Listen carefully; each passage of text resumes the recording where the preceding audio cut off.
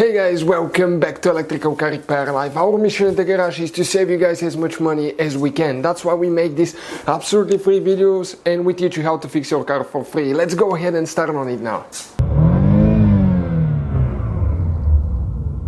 So guys, let's explain what we have here specifically. We will demonstrate on that generation Chevy Silverado right here. You guys have multiple fuse boxes in this truck, up to 3 of them. They will work in the fuse box that's under the hood. Open the hood. Here on the driver's side you have a fuse box under this cover. Go ahead and open it. You'll find the main engine fuse box that will have a layout that will look just like this one right here. Now before we guys continue, let's explain quickly why it's always a good idea to test fuses and relays. It is, guys, very important to test fuses and relays. On those fuses you cannot clearly see if they're burnt or not, especially you can see in the J-case fuses as well. And if you guys assume, okay, let's say you remove a fuse, you look at it and you assume, guys, that it's actually a good fuse, but it's actually a bad fuse. Sometimes you cannot clearly see that. What can easily happen, guys, at that point, you can put the bad fuse in and you start replacing parts and tools that you don't need to, so you lose your time, you lose your money to fix a problem that doesn't exist, when all we had to do is test the fuse and replace it. We'll put a link to a special video that will teach you how to test fuses, how to check relays very easily as well, guys. So check it out, it will be in the description of the video below. Here we need to check specifically, guys, one fuse and one relay, and then we'll explain what other things can cause it not to work. Oh, by the way, if you need to buy any fuses, relays, parts, tools, free on AC compressors at a good price, quick shipping, guys, for your Chevy Silverado or any car, we will put the link in the description of the video below for your convenience. Check it out, that way you do not waste money and time.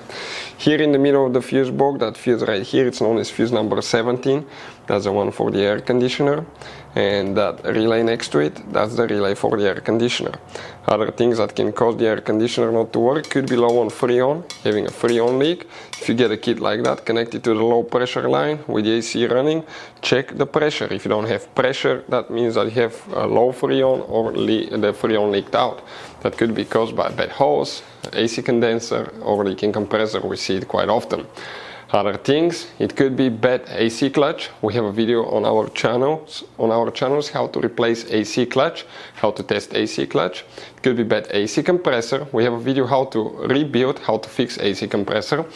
And it could be a bad AC pressure switch. The AC pressure switch is that device on the high pressure AC line that detects if you have enough pressure to turn the air conditioner on. Other things that can be, guys, it's actually something most people don't check, and that's radiator fan. If the radiator fan does not work, the engine computer will deactivate the AC compressor. That way the truck will not overheat. Now, radiator fan, guys, could not work because of a bad fan motor, bad radiator fan fuse, or bad radiator fan relay. The videos about the radiator fan fuse and relay will be on our channel if you need to check it. Hopefully the video will be helpful, and see you next time. Hopefully, guys, the video was helpful and we were able to save you money. We, guys, have more than 19,000 free repair videos on our YouTube channels. Check them out. We have videos that can save you thousands of dollars in future repairs. Thank you for watching and see you guys next time.